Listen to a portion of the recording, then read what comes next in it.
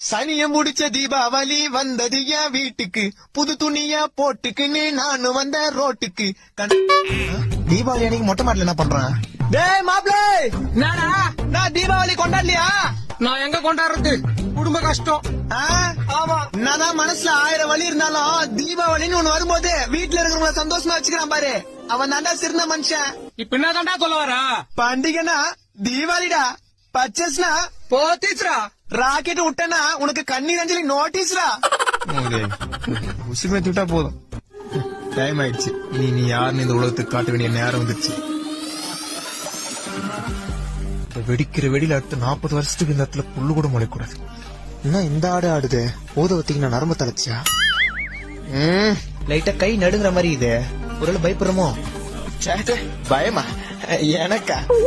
பட்டாசு வெடிக்க தேவை தைரியம், அது உனக்கு நிறையவே இருக்கு. நீ